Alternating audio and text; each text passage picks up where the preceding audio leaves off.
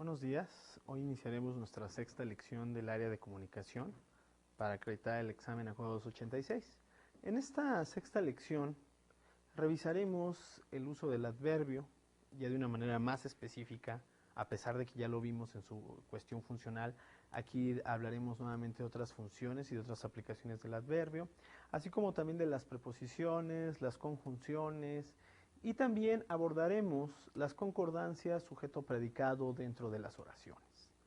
Hablaremos de los complementos del sujeto, del predicado, ¿no? Es decir, cuándo se utilizan y la aplicación de todas estas. Es decir, vamos a complementar los aprendizajes anteriormente vistos. Espero, alumno, que hayas realizado tus ejercicios de autoevaluación, así como también tus demás ejercicios y la aplicación de los conocimientos obtenidos en tu vida cotidiana. Recuerda que esto lo puedes hacer al leer el periódico, al acercarte a una lectura o simplemente al escribir un recado o escribir un memorándum o cualquier otra actividad dentro de tu trabajo. Algo que es importante, alumno, y que no debes de dejar de tomar en cuenta son la aplicación a la comunicación, ¿sí? Como ya mencionamos, tú tendrás que cubrir o demostrar ciertas competencias, que hablamos de ellas la primera sesión, y por lo tanto, cada vez el conocimiento se ha vuelto un poquito más complejo desde la primera sesión hasta esta sexta. ¿Por qué? Porque tú tuviste que haber ido encontrándole aplicaciones a los conocimientos anteriores para finalmente sellarlos en esta y en las posteriores sesiones. Bueno, pues así pues, demos inicio a nuestra sexta lección. El adverbio. Como te comenté hace un momento, vamos a hablar del adverbio. Y bueno, ¿qué es el adverbio? Dice, todas las palabras que se añaden al verbo para modificarlo, es decir, para expresar alguna cualidad o determinación de la acción verbal, reciben el nombre de adverbios. Estas partículas pueden modificar un verbo, un adjetivo o bien inclusive a otro adverbio, ¿sí? Volvemos a la parte multifuncional de estas partes de la oración o de estas partes de la semántica. También el adverbio puede modificar un adverbio. En la oración funcionan de manera circunstancial, aunque también forman parte de los modificadores. Son invariables ya que no tienen género ni número. ¿Ok? Aquí tenemos unos ejemplos. Cuando modifican al adjetivo, en la siguiente oración, este jardín es muy hermoso. En esta oración, hermoso es el adjetivo. ¿Qué es lo que lo está modificando? El adverbio muy. O también tenemos otro ejemplo que es, la casa es demasiado alta. ¿Cuál es el adverbio en ese sentido? El adverbio es la palabra alta. También cuando decimos, trabajó muy duro. Bueno, pues ¿cuál es aquí el adverbio en trabajó muy duro? Pues muy. También modifican al verbo, y en este sentido tenemos otros dos ejemplos. Juan trabaja bien. Aquí está modificando al verbo trabaja. Porque no es lo mismo decir Juan trabaja que Juan trabaja bien. Entonces hay una modificación del verbo trabaja con respecto a la acción de ¿quién? De Juan. Nuestro siguiente ejemplo es el nuevo jefe viene hoy. ¿Qué es lo que está? ¿Cuál es el modificador ahí? ¿Cuál es el adverbio que funciona como modificador? Hoy. ¿Qué acción está modificando? La acción del jefe que viene. El jefe viene. Pero no es lo mismo decir el jefe viene que el jefe viene hoy. ¿Ok? Si nosotros decimos el nuevo jefe viene, pues es muy ambiguo. O sea, puede venir mañana, puede venir pasado, puede venir el año que entra. Pero en este sentido, bueno, pues va a venir el día de hoy. El adverbio tipo según su significación. Los adverbios pueden ser de lugar, de modo, de tiempo, de cantidad, de orden, de afirmación, de negación y hasta de duda. ¿Sí? Volvemos a la multifuncionalidad de los adverbios y de otras partes de la oración. De lugar. De lugar encontramos adverbios como aquí, allí, cerca, lejos, dentro, fuera, encima. ¿Cómo lo podemos aplicar? Bueno, pues aquí en la Ciudad de México hace calor. O cerca de la ciudad nos encontramos a los vecinos. Esa es otra aplicación de un adverbio de lugar. Lejos de nuestra casa nos perdimos. O dentro de la escuela fuimos sancionados. También tenemos adverbios de tiempo, ¿no? Como lo señalamos hace un momento. Estos son hoy, ayer, mañana, antes, después, entonces, luego. Mañana iremos a la escuela. Ahí a quién están modificando al verbo. También de modo, bien, mal, así, despacio, veloz, buenamente, fácilmente. Fácilmente aprendimos a escribir. ¿Sí? Ahí también hay una modificación. De cantidad dice más, bastante, mucho, poco, tan y tanto. Cada vez son más los que aprenden. De orden, primeramente, últimamente, sucesivamente. Sucesivamente se fueron quedando rezagados. De afirmación, ciertamente aprendimos a utilizar las reglas ortográficas. De afirmación, que ya lo mencioné, perdón. De negación, no, nunca, jamás, tampoco. Jamás iremos a ese lugar. O de duda, quizás no me vendría desplazarme. En este mismo tenor, en el adverbio, existen numerosos adverbios que pueden ejercer la función de adverbios como claro, recio, alto y limpio. Es fácil determinar en cada caso si les corresponde una u otra función dependiendo de si modifican a un sustantivo o a un verbo. Aquí tenemos un ejemplo, dice claro será adjetivo, ¿no? Utilizando la palabra claro, podemos utilizarla como lenguaje claro o agua clara, pero si se convierte en adverbio puede ser hablar claro o escribir claro. Sí hay una diferencia, ¿sí? Entre un lenguaje claro y hablar claro, o entre agua clara, ¿no? Y el otro ejemplo que tenemos, escribir claro. Dice aquí, muchos adverbios se forman añadiendo a la forma femenina de los adjetivos con la terminación mente, como fácilmente, claramente. Es decir, un adverbio también funge la función de adjetivo. Los adverbios donde, cuándo, cuánto y cómo equivalen a pronombres relativos. El barrio donde vivimos es el barrio en que vivimos. ¿Sí? Aquí, ¿cuál está haciendo la función de relación? El que está haciendo la función de relación es el adverbio donde. Lo mismo que los pronombres de su clase, los adverbios relativos llevan acento cuando figuran en oraciones interrogativas o exclamativas, como ¿cómo está usted? ¿Cuándo has llegado? ¿Cuándo te fuiste? ¿Cómo lo hiciste? ¿Sí? Es decir, agregándole un acento y los signos de interrogación, que no debes de olvidarlo, estos adverbios se pueden volver, bueno, pues interrogativos o pueden fungir una función de carácter interrogativa.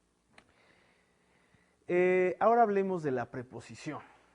En el caso de la preposición, vamos a hacer un ejemplo aquí, o vamos a observar un ejemplo en la pantalla. Dice, si tenemos dos palabras como venir y casa, estas dos palabras, venir y casa, de manera individual, o inclusive pongo venir y pongo casa, pues en realidad no me dicen mucho, ¿sí?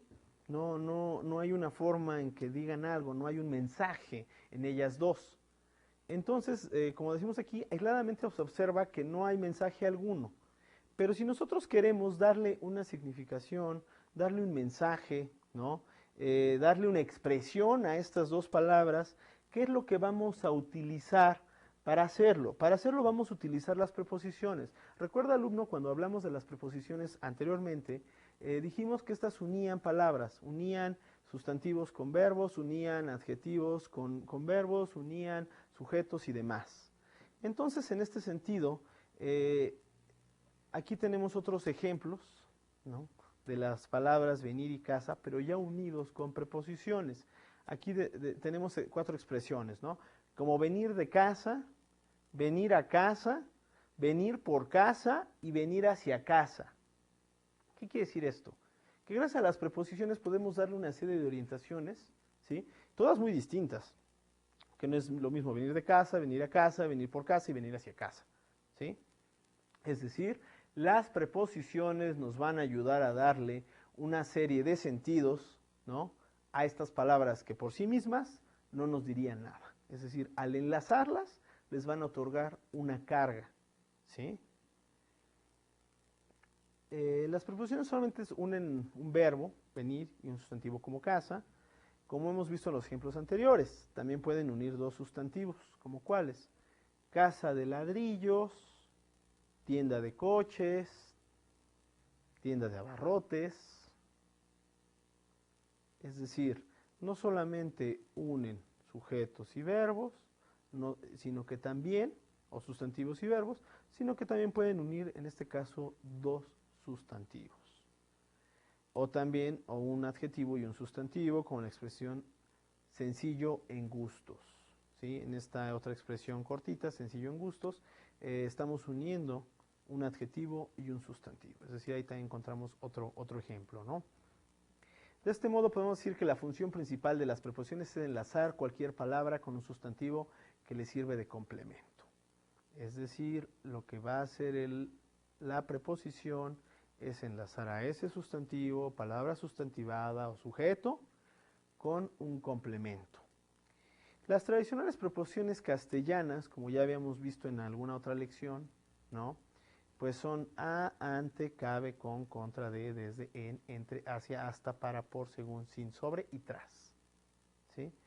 Es importante que tú las emplees al elaborar tus oraciones, al elaborar un texto, ¿no?, y que encuentres el sentido que les está dando, cómo estas preposiciones pueden lograr cambiar el sentido de una oración, cómo lo pueden transformar, y cómo si no las tuviéramos, pues simplemente nos costaría muchísimo trabajo crear textos, crear por lo menos inclusive hasta oraciones muy simples, o expresar cosas muy básicas. La conjunción. Hablemos de la conjunción. Ya habíamos hablado de ella también en las lecciones anteriores. Y bueno, ¿qué son las conjunciones? Son elementos invariables de la lengua, capaces de enlazar oraciones, creando distintas relaciones entre ellas. También a veces se puede observar en la expresión que las conjunciones unen palabras aisladas, pero en realidad estas se pueden considerar como la simplificación expresiva de auténticas oraciones enteras que subyacen en tales palabras. Las conjunciones pueden ser coordinantes o subordinantes según establezcan una u otra relación entre las oraciones unidas por ellas. En el caso de las conjunciones, a diferencia de las preposiciones, si bien dan sentido, así como las anteriores, ¿sí?, estas van, digamos, también apegadas al sujeto o apegadas a un sustantivo, solamente que en este caso las conjunciones también llevan a cabo una unión. Solamente que la unión de estas nos puede dar significantes o significados diferentes. Vamos a hablar primero de las conjunciones coordinantes. En el caso de las coordinantes, dentro de las conjunciones coordinantes encontramos 5 variantes. ¿Cuáles son estas? Adversativas, consecutivas, copulativas, distributivas, disyuntivas. En el caso de las adversativas o correctivas, denotan oposición o diferencia entre las oraciones enlazadas. Aquí tenemos cuáles son nuestras conjunciones adversativas. Dice más, pero, aunque, si no, sin embargo. Un ejemplo para alguna de estas, bueno, pues, llegó tarde, sin embargo, fue aceptado. O bien, reprobó, aunque sí aprendió, ¿sí? En el caso de las consecutivas, presenta a una de las oraciones como consecuencia de la otra. Pasó lista, luego se sentó. Es decir, hay una consecuencia. Aunque llegó tarde, después tomó asiento. Caso de las copulativas, dice, las copulativas denotan simple enlace sin matices especiales. Es el perro negro y el perro café se llevaron bien. En el caso de las distributivas, bien, bien, o ya, o bien ya. Si bien prosperamos, o también ya sea, es otra expresión distributiva, ¿no? La Revolución Mexicana fue un movimiento social, ya sea para bien o ya sea para mal. Disyuntivas, expresan contradicción. Más que contradicción, una opción de la disyuntiva, es decir, de alguna manera de la duda, ¿no? Blanco o negro, verde o azul, etcétera. Subordinantes. En el caso de las subordinantes, dentro de las conjunciones subordinantes encontramos 8 variantes. Aquí hay 8, es decir, las subordinantes tienen más. Las primeras son las causales. Indican que una de las oraciones es causa o motivo de la otra. Se perdió porque no puso atención, ¿no? Las causales, bueno, pues como dice ahí, son porque, pues que, ya que, cómo y como que. ¿Sí? Vuelvo al ejemplo, ¿no? Se perdió porque no puso atención. Comparativas. En el caso de las comparativas, así, así también, de modo que, tal como. Aquí, ¿qué ejemplos podríamos tener?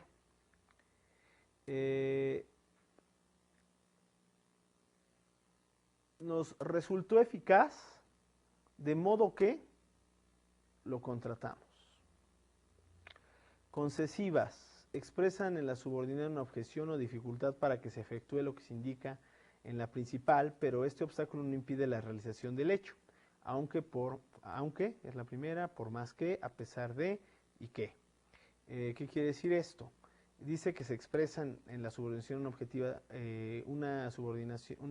expresa en la subordinada una objeción o dificultad para que se efectúe lo que se indica en la principal.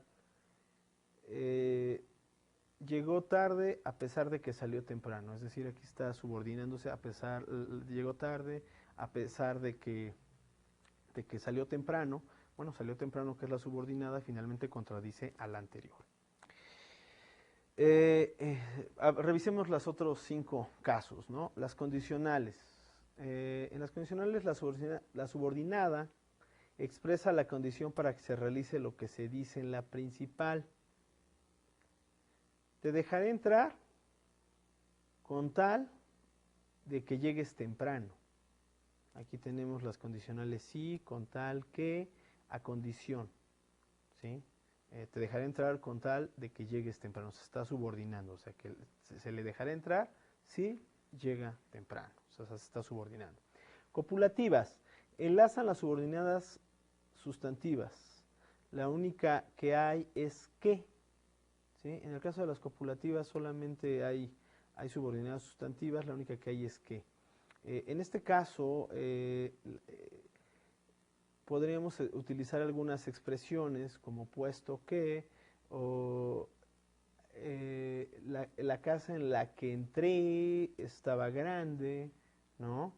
Las finales expresan en la subordinada el fin de la principal, a qué, para qué, a fin de qué. En este caso, las finales, ¿qué es lo que? Pues cierran la oración, ¿no? Aprendimos a trabajar para que podamos vivir.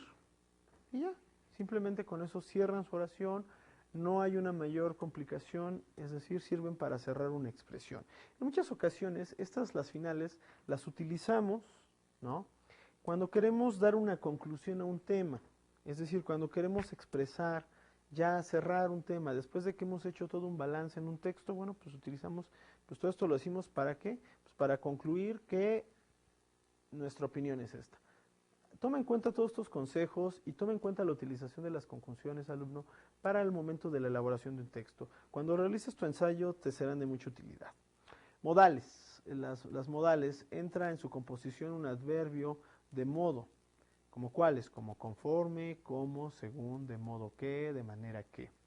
Es decir, llegamos tarde, de manera que nos regañaron. Salimos tarde, de modo que no entramos. Y bueno, las temporales. En el caso de las temporales, entra en la composición de algunas un adverbio o expresión de tiempo, como cuáles: cuándo, aún no, no bien, desde qué, luego qué, antes qué, después qué, mientras qué. Yo trabajo mientras que descansas, ¿sí? Es decir, está denotándonos una temporalidad, que uno trabaja mientras el otro descansa. Ahora vamos a hablar de la concordancia y discordancia de las partes de la oración. Aquí vamos a comenzar con algunos ejemplos, ¿no? Dice que el sujeto y el predicado son elementos de la oración. ¿De cuál oración? Bueno, pues aquí tenemos un pequeño ejemplo. Dice, vea la pantalla, la oración: la nave espacial se posó sobre la colina. Esta es una proposición. Recuerda, alumno, que otra manera de llamarle a la oración será proposición, ¿ok? Su primer miembro, con rojo, dice la nave espacial. Indica aquello de lo que se va a decir algo. Es decir, es nuestro sujeto. Mientras que el segundo miembro es se posó sobre la colina. Es lo que se dice de lo primero, es decir, de la nave espacial, y es lo que funciona como nuestro predicado. ¿Ok? Entonces ya entendimos estos dos elementos básicos de la oración: el sujeto y el predicado. El sujeto, del que se dice algo, y el predicado, la acción de lo que se dice del primero. ¿Ok? En este sentido, tenemos aquí varios ejemplos de oración. Dice el sujeto. En el caso del sujeto tenemos el mendigo, la amabilidad, Marcela y Francisco, la botella misteriosa, los 5 jinetes del viento. Y en el caso de los predicados tenemos: vestía un pantalón raído, no cuesta dinero, se asustaron con el temblor, fue arrastrada por las olas y cabalgaron hacia el horizonte. Estas dos expresiones, bueno, más bien estas 10 expresiones, por sí mismas no nos dicen nada. Si a mí me dicen el mendigo, pues el mendigo, ¿qué onda? O el mendigo, ¿qué? Si me dicen la amabilidad, sí es un acto de cortesía, pero tampoco me dice mucho. Marcelo y Francisco, bueno, pues quizás son dos amigos, pero ellos, ¿qué hicieron? ¿Fueron al cine o qué realizaron? La botella misteriosa, bueno, pues pueden ser la botella en donde venía un mensaje, una botella de refresco, una botella con agua, tampoco me dice mucho. Los jinetes del viento, pues ellos, ¿qué hicieron? No me dice qué hicieron los jinetes del viento, de dónde salieron, hacia dónde se fueron. En el caso de los predicados, dice, vestí un pantalón raído. ¿Quién vestió un pantalón raído? No cuesta dinero. ¿Qué es lo que no cuesta? Hay muchas cosas que no cuestan dinero. Las emociones no cuestan dinero. Se asustaron con el temblor. Pues cualquiera se asusta con un temblor, pero no me dice quién. Fue arrastrada por las olas, pues una persona, una bandera, una piedra, una ballena, ¿no? Una embarcación. Y cabalgaron hacia el horizonte, pues tampoco me dice nada, ¿no? Entonces aquí lo que hacemos es unirlas, ¿no? Dice, el mendigo vestía un pantalón raído. Ah, sí, ahí sí ya tiene sentido, ¿no? ¿Quién vestía un pantalón raído? Pues el mendigo. ¿Qué vestía el mendigo? Pues un pantalón raído. La amabilidad no cuesta dinero. ¿Qué es lo que no cuesta dinero? Pues la amabilidad.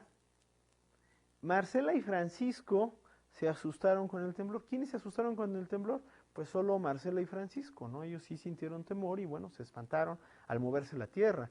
La botella misteriosa fue arrastrada por las olas. Pues ahí sí entendemos, ¿no? Que fue una botella y a lo mejor el oleaje no era tan fuerte, ¿no? Pues pudo arrastrar esta pequeña botella, una gran botella, ¿no? Que no es lo mismo que decir, bueno, pues una embarcación fue arrastrada por las olas, pues tendría que ser una embarcación un poco más pequeña.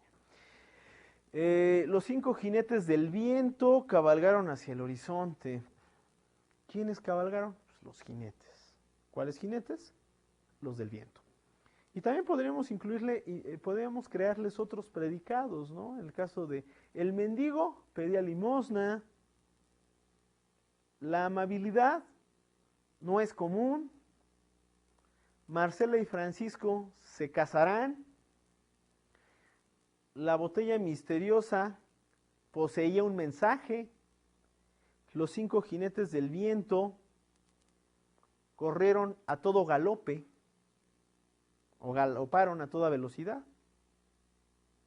En el caso de los predicados también, ¿no? Podemos decir, Alberto vestía un pantalón raído, el amor no cuesta dinero, o los animales se asustaron con el temblor, o la embarcación fue arrastrada por las olas, etc.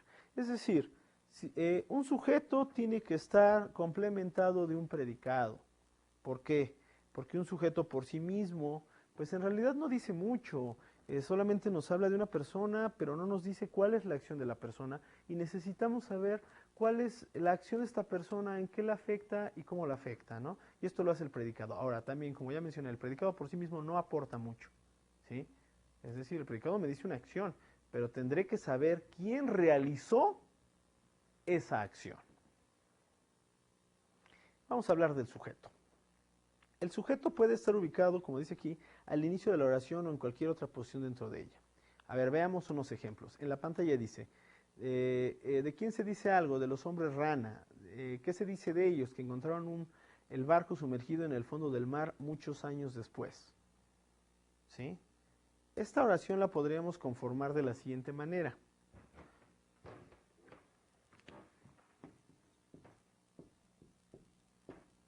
Los hombres rana encontraron el barco sumergido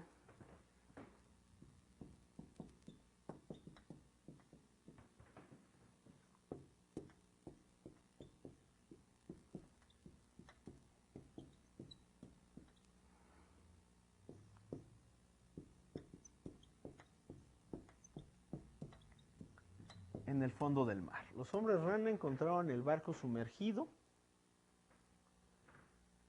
en el fondo del mar. Comúnmente, y desde que empezamos a estudiar el castellano, cuando nos encontramos en la primaria y posteriormente en la secundaria, nos enseñan casi siempre la típica fórmula de sujeto más predicado, ¿no? Y dentro de este predicado, pues viene un verbo y un sustantivo, que muchas veces también es un adjetivo. ¿Ok? Aquí lo que tenemos que entender es que no necesariamente se emplea esta fórmula. ¿Por qué? Porque podremos decir, encontraron los hombres rana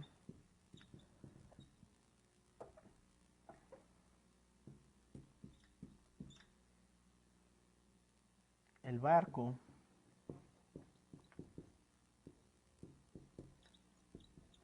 sumergido en el fondo del mar. Es decir, aquí lo que hicimos fue cambiar el sujeto, ¿no? Y bueno, ¿cambió el sentido de la oración? No, no cambió. Ya sabemos. ¿Qué es lo que hicieron los hombres rana? Se encontraron el barco sumergido en el fondo del mar. Inclusive podríamos colocar, encontraron el barco sumergido en el fondo del mar, los hombres rana. Y no hay modificación. Es decir, como dice en la pantalla, al cambiar el sujeto de posición, no cambia su condición de sujeto. ¿Sí? Es decir, puede ir en medio, puede ir al final, pero ciertamente no cambiará su posición de sujeto. Entonces, aquí también esto es importante tomarlo en cuenta. Es decir, podemos aventurarnos a hacer oraciones fuera de esta fórmula básica con la que aprendemos por primera vez la semántica. ¿Ok? En este caso, vamos a hablar también de la organización interna del sujeto. La organización interna del sujeto. El sujeto está formado por un elemento principal llamado núcleo. Es decir, todo sujeto tiene un núcleo, que puede ir acompañado de otras palabras, frases que lo determinan, como cuáles, como conjunciones o bien preposiciones. El núcleo es indispensable, sin él no hay sujeto. Los determinantes, en cambio, no siempre están presentes, son opcionales, ¿sí? Aquí, ¿a qué nos referimos cuando un sujeto, ¿no?, puede carecer de determinantes y o bien puede o no bien puede carecer de determinantes? Bueno, en este sentido, estaremos hablando que un sujeto puede ser un nombre propio o bien puede ser una palabra sustantivada.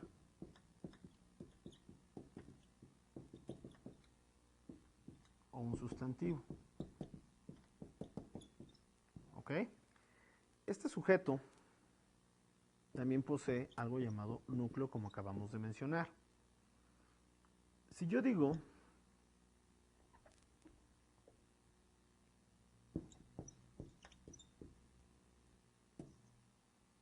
vamos a casa, aquí el sujeto es casa y también este mismo funge la función de núcleo, es el núcleo del sujeto. Y si digo vamos a la casa,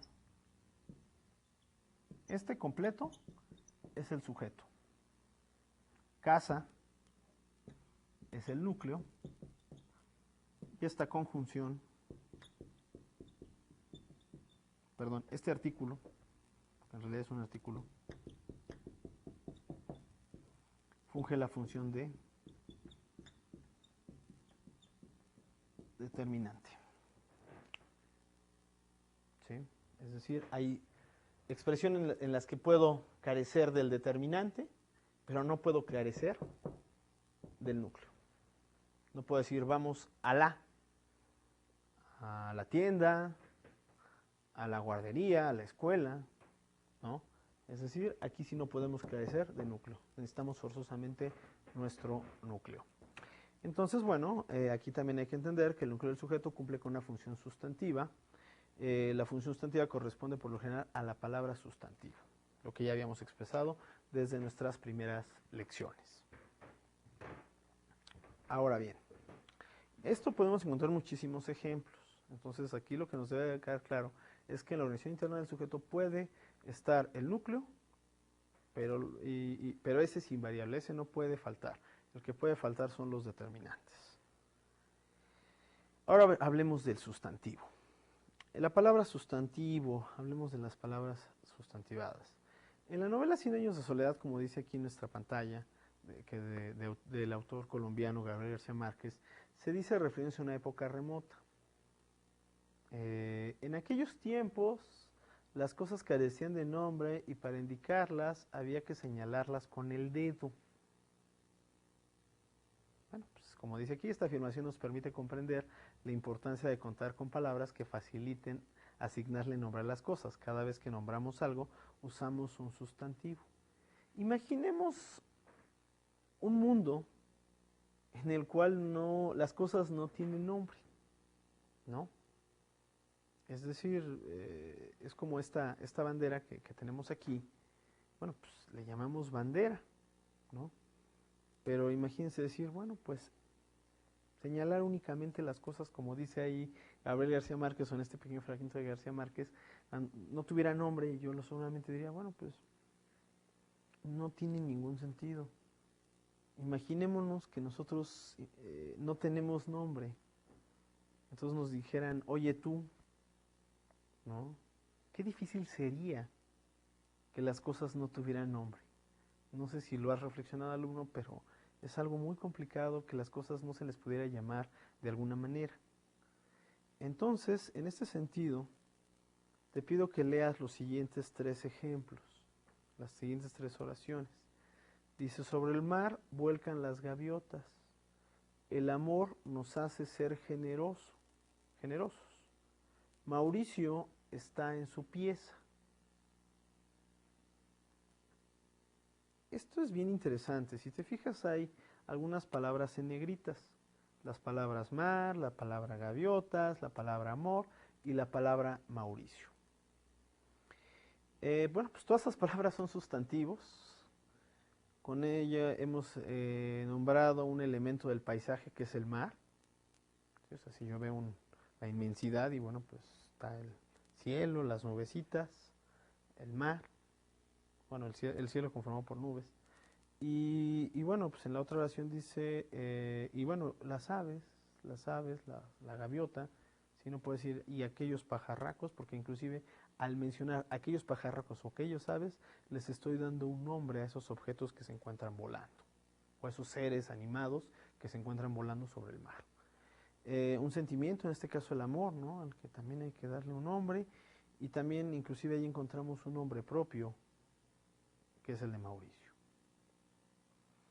Nosotros los seres humanos, como dice ahí en la pantalla, le asignamos nombre a todas las cosas. Cada vez que descubrimos algo, inmediatamente le ponemos un nombre. Es algo inherente, ¿no? A lo mejor ahora ya se hace con ciertas formalidades, en el caso de un descubrimiento químico, de un descubrimiento científico, pero también lo hacemos, ¿no? Inclusive cuando se halla un huracán, ¿no? Se le pone nombre. Es decir, tenemos que llamarle, o tenemos la imperante necesidad de llamarle por algo a las cosas, de decirles de alguna manera. Y por lo tanto, tenemos que también aprender a diferenciarlas. Cada vez que nosotros conocemos a alguno decimos, bueno, pues cómo se llama, de dónde vino, ¿no? ¿Por qué? Porque así nos familiarizamos con ello, ya sea con objetos o con personas.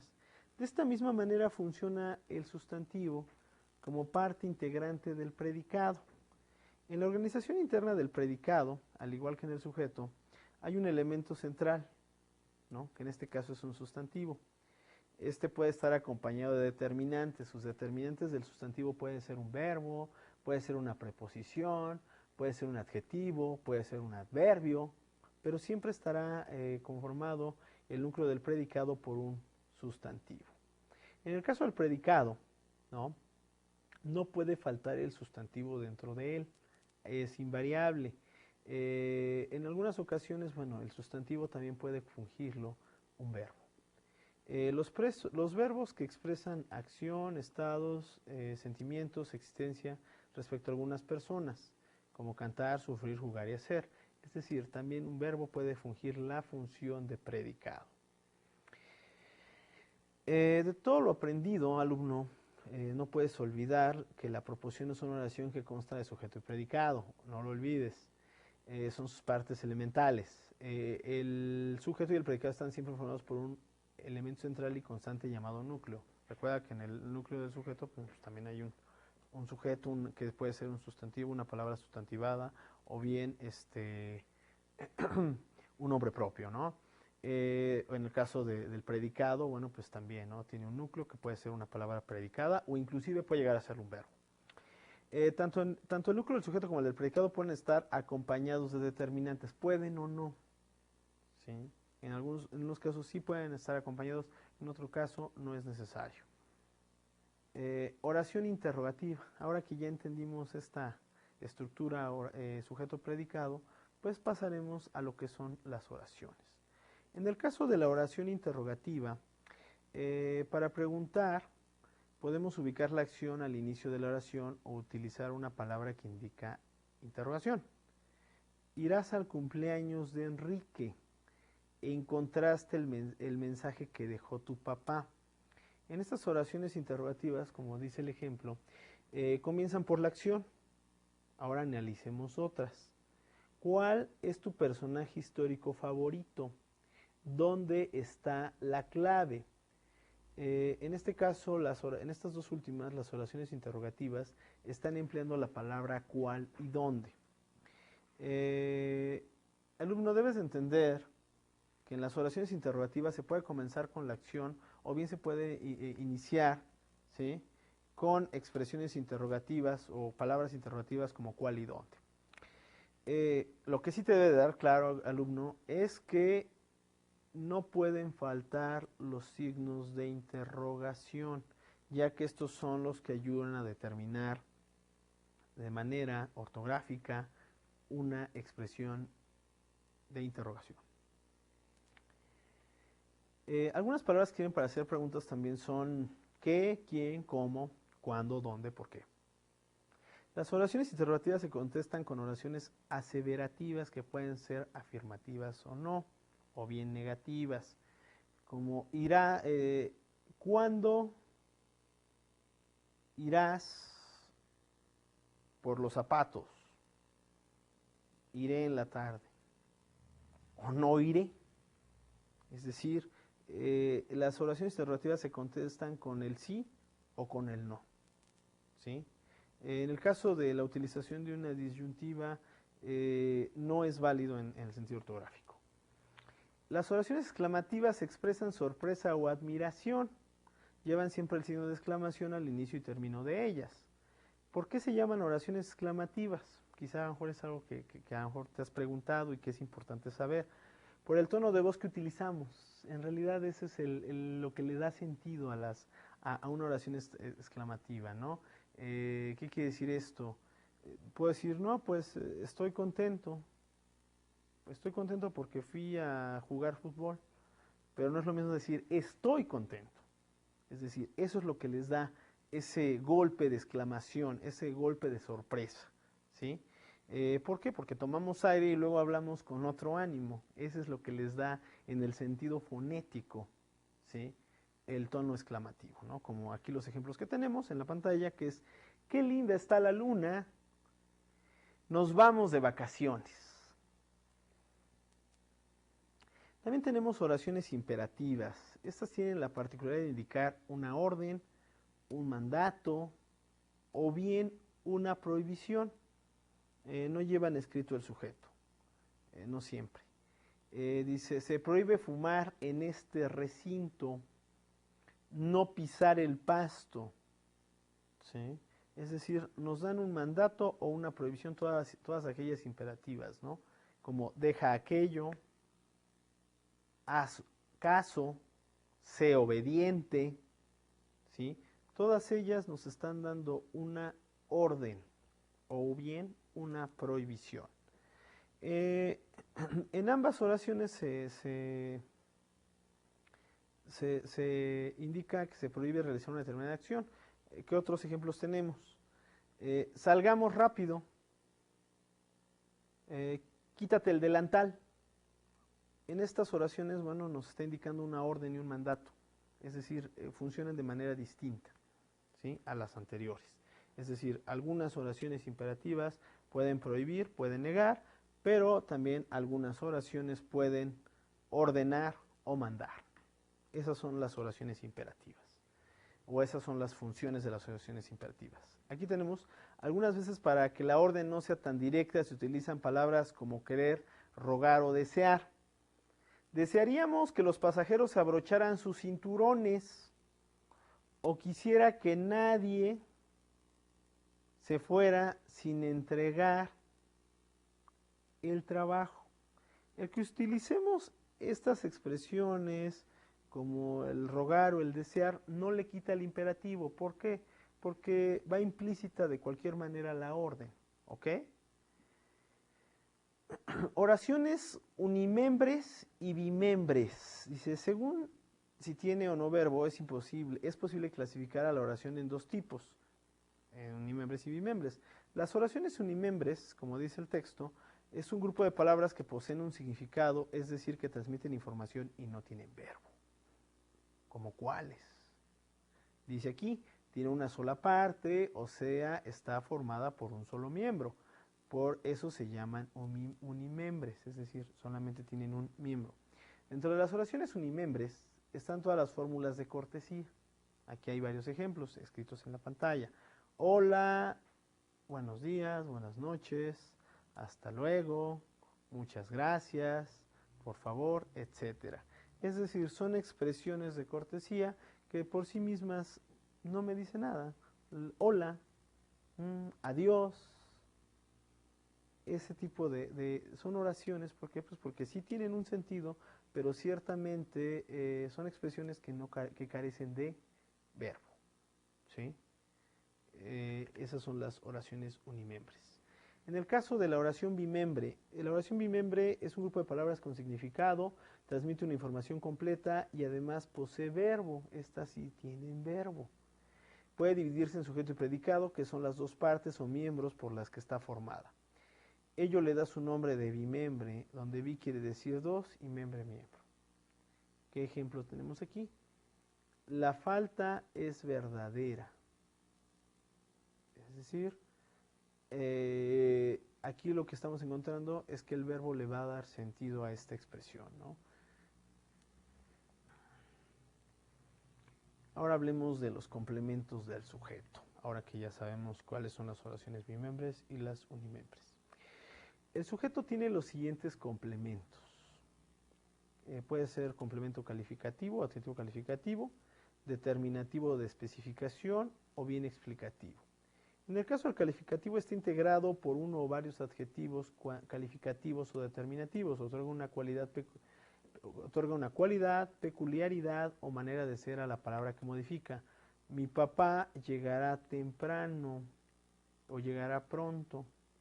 Aquí, ¿qué es lo que va a llegar? Pues pronto, ¿quién? Pues el padre, ¿no? Determinativo de especificación, formado por un sustantivo que se une al sujeto por medio de una preposición. Dice, ejemplo, ese computador es muy lento. ¿Qué es lento? Pues el computador. Explicativo, menciona datos incidentales, aclara y puede suprimirse sin que varíe el sentido de la oración. Va siempre entre comas. Dice Cristóbal Colón, osado navegante, descubrió América. Es decir, aquí lo que está haciendo es explicar este complemento explicativo. Bueno, pues que Colón era un osado navegante y que por ello pudo descubrir América. Ahora hablemos de los complementos del verbo. El verbo tiene los siguientes complementos, que es un complemento directo. En este caso, recibe el nombre de complemento directo a la persona o cosa que es el objeto de la acción del verbo. Solamente lleva complemento directo los verbos que denotan acción, son transitivos o activos. Recuerda, alumno, sobre la lección sobre los verbos transitivos y la voz activa. Acuérdate que la voz activa es aquella en la que el sujeto realiza la acción, no que lo afecta a la acción. Las oraciones se construyen con la preposición a o sin preposición. Aquí tenemos un ejemplo, o dos ejemplos, perdón. Amo a mis padres. Llevaremos los libros. Bueno, aquí ¿cuál es el complemento directo? El complemento directo del verbo es mis padres, la preposición es a, y en el segundo ejemplo, que es llevaremos los libros, bueno, pues el complemento directo es los libros, y en este caso no está unido por una preposición, ¿no?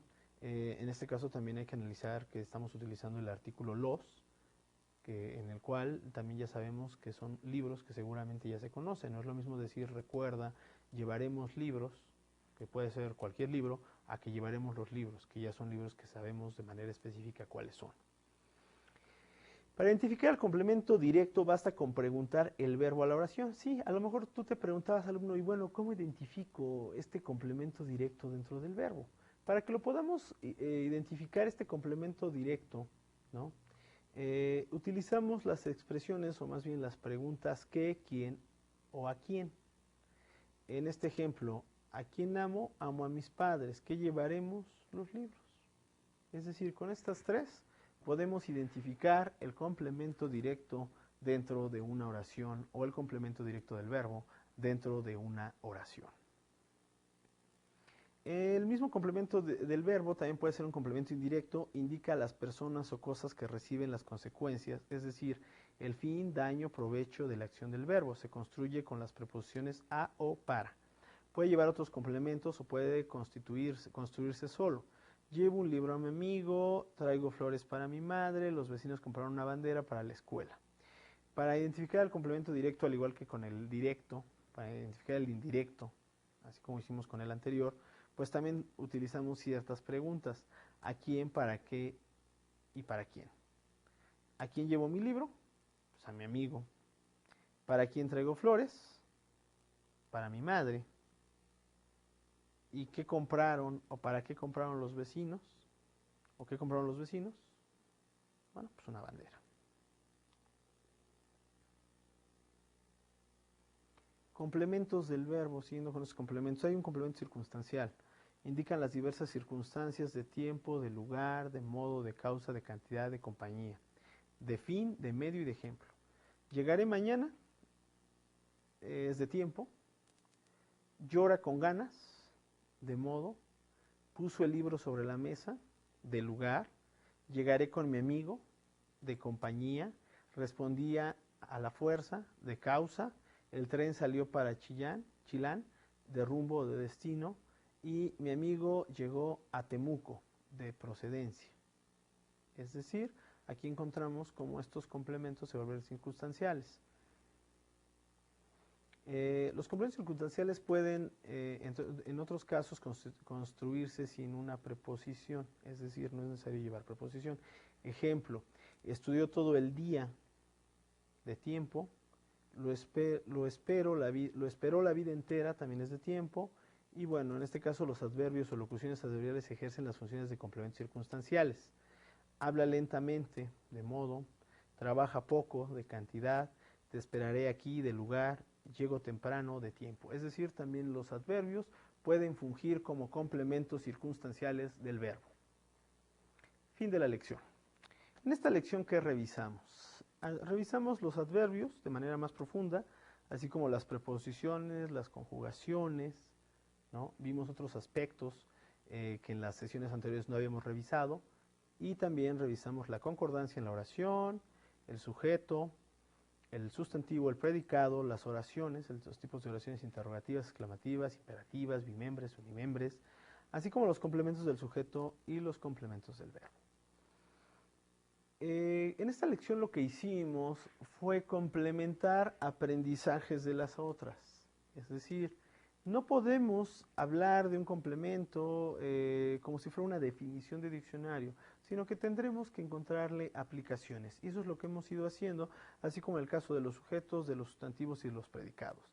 Es decir, con esto lo que estamos, de alguna manera, es cerrando la gramática en el sentido de entenderla desde el punto de vista sintáctico, es decir, la sintaxis, desde el punto de vista morfológico, es decir, la morfología, y desde el punto de vista semántico, es decir, la semántica. Es decir, si regresamos a las sesiones anteriores, a las primeras sesiones, podremos encontrar cómo los conocimientos se van cerrando, cómo se van de alguna manera complementando. En la siguiente lección, alumno, veremos más tipos de oraciones, oraciones simples, oraciones compuestas, oraciones yuxtapuestas, y veremos cómo las podemos ir coordinando dentro de un texto y cómo las podemos ir identificando.